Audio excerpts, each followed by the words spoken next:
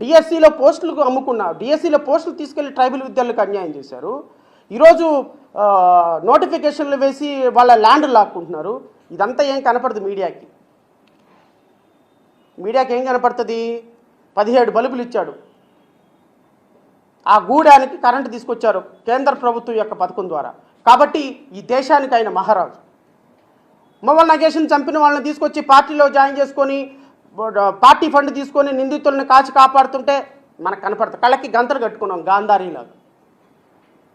సుగాలి ప్రీతి కేసుని మొత్తాన్ని రాజకీయంగా వాడుకొని ఈరోజు కట్టమంచి రామలింగారెడ్డి మేనేజ్మెంట్ మొత్తాన్ని జనసేన పార్టీలో జాయిన్ చేసుకొని పార్టీ ఫండ్ తీసుకున్నాం. ఆ పాపకి అన్యాయం జరిగిపోయింది.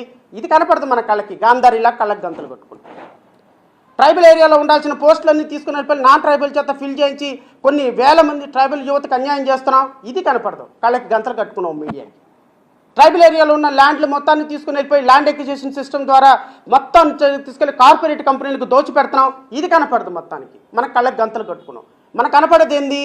పవన్ కళ్యాణ్ గారు పర్యటన చేశారు, ముఖ్యమంత్రి గారు పర్యటన చేశారు, నారా లోకేష్ గారు వెళ్ళి ప్రజలకు హామీ ఇచ్చారు, ట్రైబల్ జీవితాల్లో వెలుగులు నింపేశారు. ట్రైబల్ జీవితాలు అద్భుతమైనటువంటి వెలుగులు. 17 కుటుంబాలకి కరెంట్ ఇచ్చేటప్పటికి ట్రైబల్ జీవితాలు మొత్తం వెలుగులు నింపిపోయినాయి.